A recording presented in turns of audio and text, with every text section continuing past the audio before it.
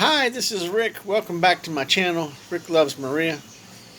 And today I want to talk to you about the entire process of doing the K1 visa, also known as the Fiance Visa. You see there's a TV show in the United States called 90 Day Fiance, and you see people doing this thing. But just wanted to talk about the whole expense of it. Turns out it's very expensive, even if you can manage to make this thing happen. The initial filing fee is like $360 something dollars, and then when it comes time to do the medical stage where we're at, there's a cost of about $350 each for that, for both your fiance and if there's any children.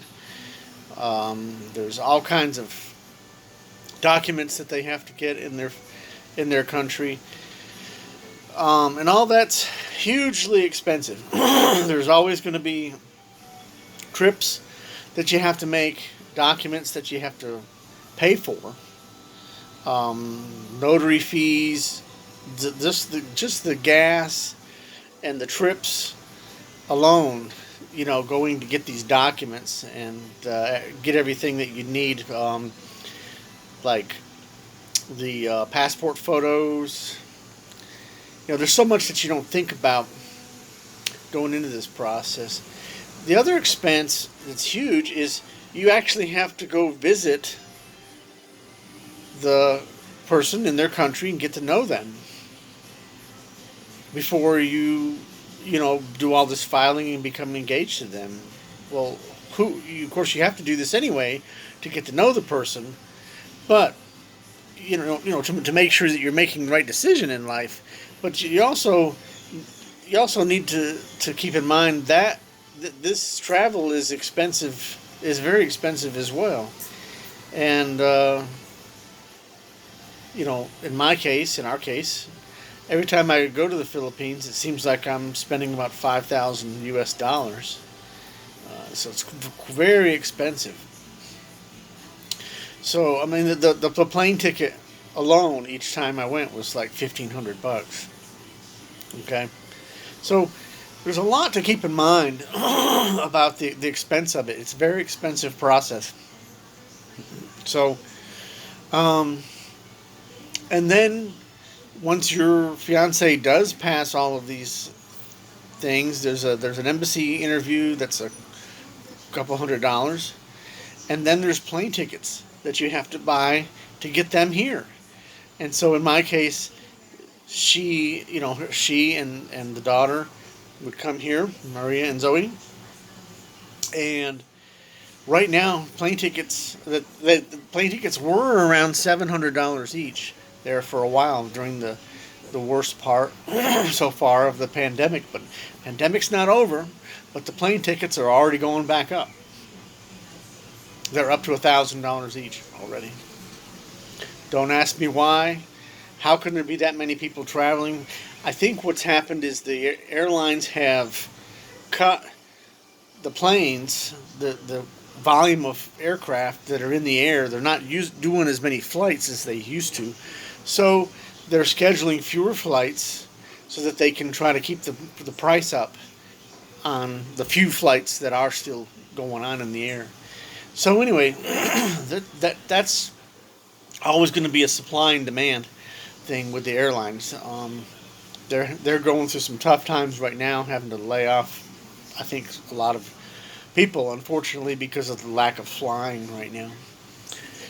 Once there is a vaccine, this whole thing is going to turn around, and the whole process should hopefully get easier.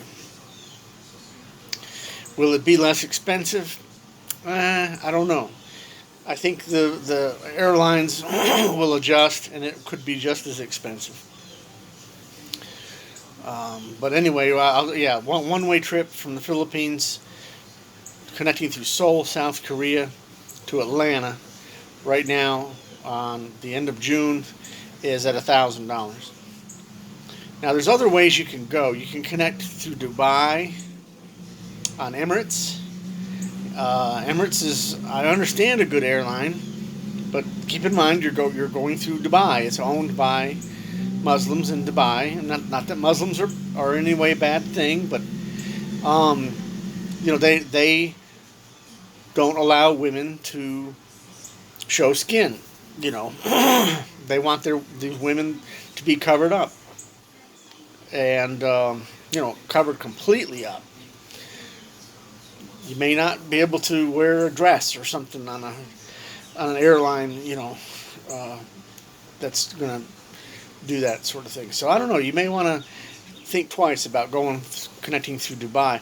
There's also another airline that's flying fairly cheap prices from Manila to the United States, and I can't remember what the name of it was, but it's some country. Oh, it's Turkish Airlines from Turkey, but you have to fly from Manila to Istanbul, Turkey. Then you have to sit there for about an 8-hour layover before you can fly to Atlanta. 8 hours in Istanbul. Interesting connection, huh? Istanbul is, as you, of course, where the East meets West. The spice trade, vintage spice trade's roots all went through Istanbul, and I hear they have a heck of an interesting market there to go see. But anyway, they're running fairly inexpensive right now. They're going $700, but now that's an interesting route to go because you're going around a different side of the planet than connecting through Seoul, South Korea. So anyway, we'll keep an eye on the flights. I'm pretty sure we'll pick the one going through Seoul, South Korea. It's a very confusing airport. Atlanta is a confusing airport, but at least when you land in Atlanta, when she lands in Atlanta, at least she lands at the international terminal, and I'll be picking her up there at the international terminal. So, but Seoul, South Korea is a very confusing airport. You have to change on the terminals on this tram thing and go from like yellow to blue or something. The signage is in Korean, and it's very difficult to understand where you have to go. I've done it twice. So anyway, that's a little bit more about the expense of this whole process. Watch the show on TV. I find it kind of interesting if you get that channel. But keep in mind, this process is extremely expensive. If you have, if you have regular bills each month and you don't have a whole lot of extra spending cash, it's really a pain and difficult to do this process. I don't recommend the expense of it to anybody.